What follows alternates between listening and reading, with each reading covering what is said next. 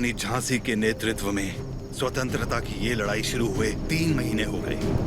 20,000 योद्धा हमारे साथ मैदान में उतरे और अब सिर्फ हम 100 योद्धा ही बचे हैं। कल अगर हम रणभूमि में उतरे तो फिर हम 100 भी नहीं बचेंगे। ये स्वतंत्रता संग्राम हमने शुरू किया था और हम ही इसे खत्म करेंगे।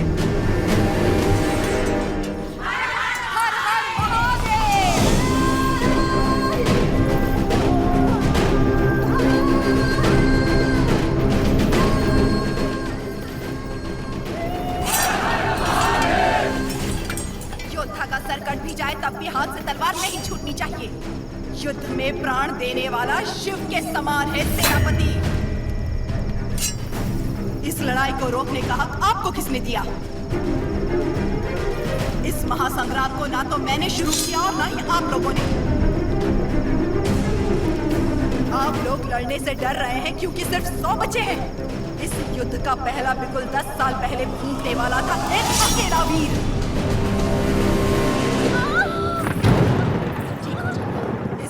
साम्राज्य की जड़ें हिला देने वाला योद्धा एक ही था।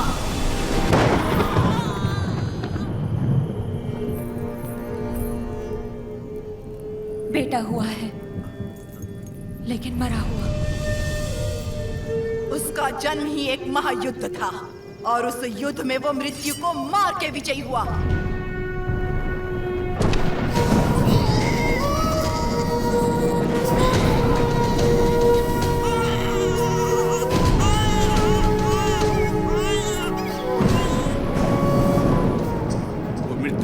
कर पैदा हुआ है, अब मृत्यु से छू भी नहीं सकती। वो एक योगी था, एक महायोद्धा था, स्वातंत्र की पहली अलख जगाने वाला रेनाडू का सूर्या।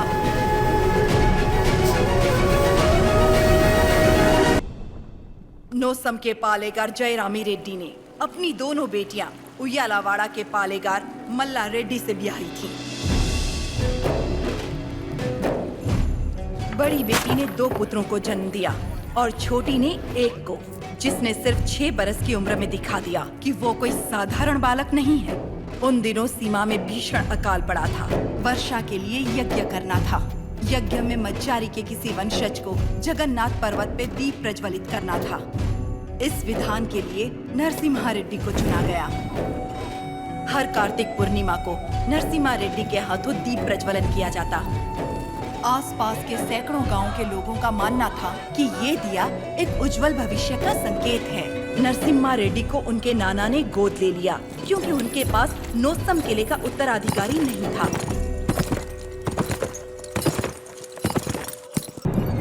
नाना, बोलो। आप जानते हो वो लोग क्यों मारे गए? ये ब्रिटिश राज है बेटा। जो उनसे सवाल पूछता है, उनके खिलाफ जाता है, उसे मार दिया जाता है। आप तो पालेगार है ना, आप कुछ नहीं कर सकते? हम नाम के पालेगार हैं। ये अंग्रेज हमारे देश में घुस आए, हमारे अधिकार छीन लिए और हमारी जनता को लूटने लगे अपनी बंदूकों से डराकर। हमारी सत्ता हथियाने के लिए वो हमारे आगे पैसे फेंकने लगे, मुट्ठी भर, जिसकी हमें आदत पड़ गई।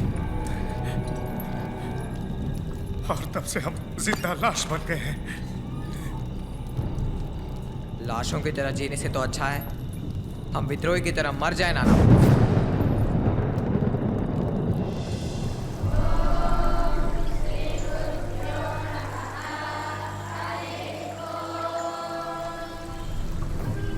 सुना है आपने पूरे देश का भ्रमण किया है?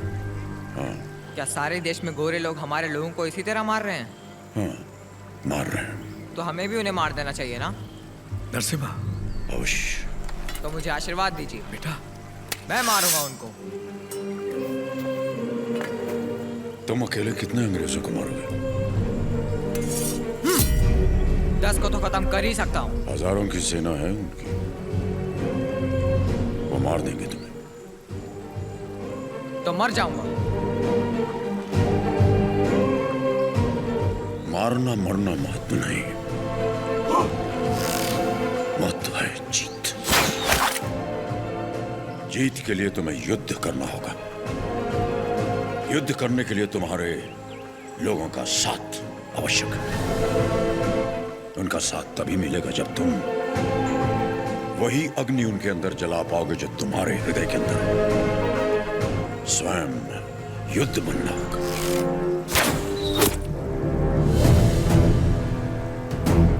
तुम्हारा शस्त्र ये नहीं, तुम्हारा शस्त्र है ये।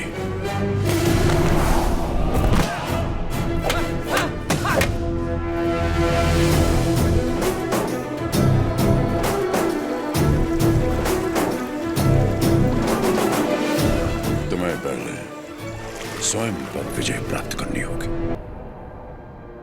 सबसे पहले ईस्ट इंडिया में ब्रिटिश कानून लागू किया जाए। छोटे इलाकों से शुरू करके धीरे धीरे समय के साथ पूरे इंडिया में इसे फैला दिया जाए।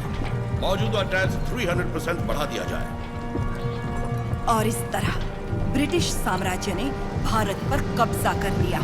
वो बड़े अफसर जिनका अकेला मकसद भारत को लूटना था, उन्हें ऊंची कुर्सियों पर बिठाकर हमारे देश भेज दिया गया।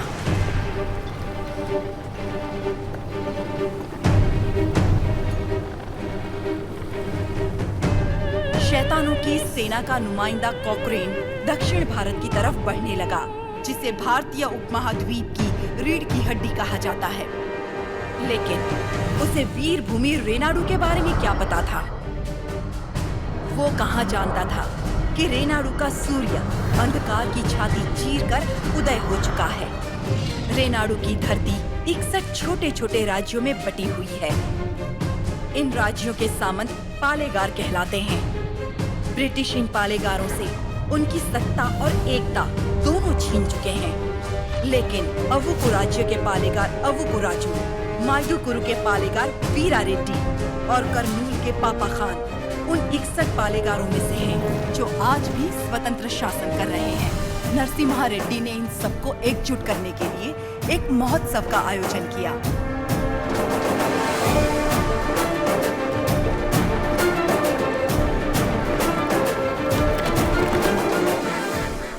स्वामी, मेरा बेटा नरसिम्हा अंग्रेजों की इच्छा के विरुद्ध ये महोत्सव कर रहा है। क्या वो सफल होगा? नरसिम्हा रेड्डी कोई आम आदमी नहीं है। वो पृथ्वी पर एक लक्ष्य लेकर जन्मा है। एक हाथ में तलवार और दूसरे हाथ में वेद के साथ उसका पालन हुआ। उसे अब कोई नहीं रोक सकता।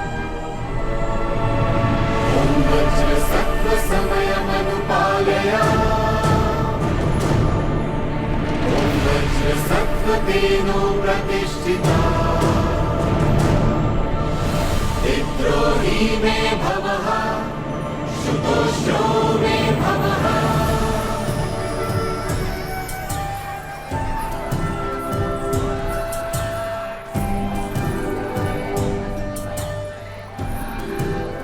ये तुम्हारे नृत्य का भी समय हो रहा है, जल्दी करना।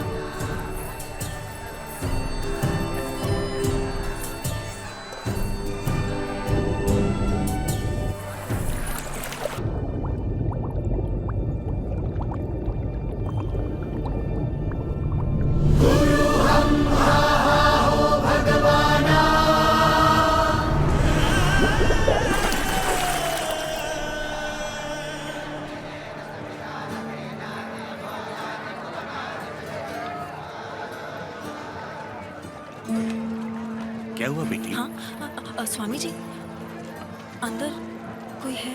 अच्छा, वो महोत्सव से पहले सरोवर में रहने वाले संगमेश्वर स्वामी की स्तुति करने की प्रथा है।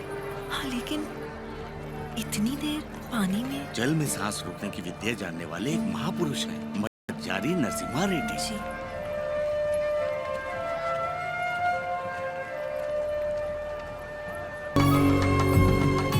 आज कई सालों बाद तुम्हारे लाए हुए वस्त्रों से भगवान का फिर श्रृंगार हो रहा है पापा खान। ये हमारे भाई नरसिम्हा रेड्डी की महिमा है। ये अंग्रेजों का बंद करवाया हुआ ये उत्सव फिर से शुरू हो गया। या अल्लाह, इस जश्न को किसी की नजर न लगे। सब मिलकर दुआ करो।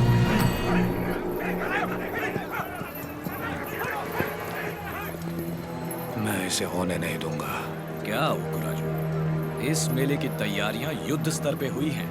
कहां-कहां से लोग मेला देखने आ रहे हैं। होने नहीं दूंगा का क्या मतलब? ये मेला कौन करवा रहा है? नरसिम्हा रेड्डी। इस मेले में योगदान हमारा भी है ना? पर नाम नरसिम्हा रेड्डी का होगा। अच्छा, मुकाबला कौन जीतेगा? नरसिम्हा रेड्डी, और कौन? और हम जीत जाए तो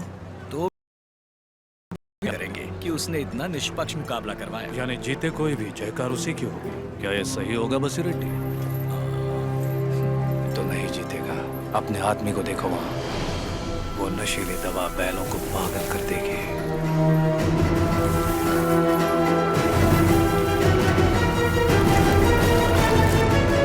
नरसिम्हा रेड्डी हो या फिर भगवान नरसिम्हा ही क्यों ना हो, ये मुकाबला कोई नहीं करवा सकता। बोलिए रेड्डी, दवा और ज्यादा मिला दो। ये मुकाबला क्या महोत्सव ही नहीं होना चाहिए।